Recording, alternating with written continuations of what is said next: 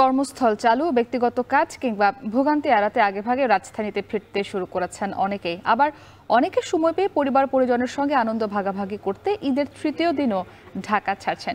এই সব খবর জানাতে আমাদের সঙ্গে রাজধানীর কমলাপুর রেলওয়ে স্টেশন থেকে যুক্ত হয়েছেন মাঝার ইমন। ইমন, কমলাপুরে আজকে যাত্রী চাপ কেমন দেখছেন জানাবেন।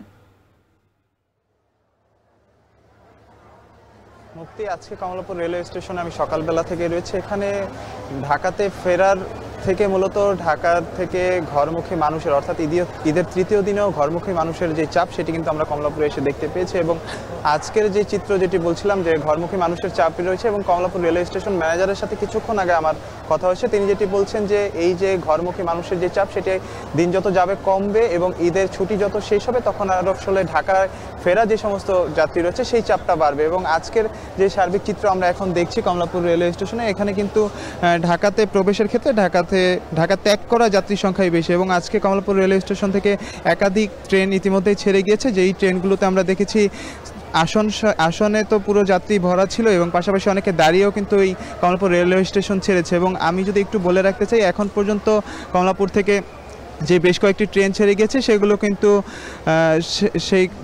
কিন্তু ট্রেনগুলো কিন্তু দেরিতেই ছেড়েছে, অনেকটা 10 থেকে 15-20 মিনিটও আমরা দেখেছি দেরিতে ছাড়তে। সার্বিক যে বিষয় দেখেছি যে যাত্রীদের চাপ রয়েছে ঢাকায় ফেরা এবং প্রবেশের ক্ষেত্রে। আর এই ছিল রাজধানীর কমলাপুর স্টেশন থেকে আমার কাছে সবশেষ খবর। হাজারো প্রতিকূলতার মাঝে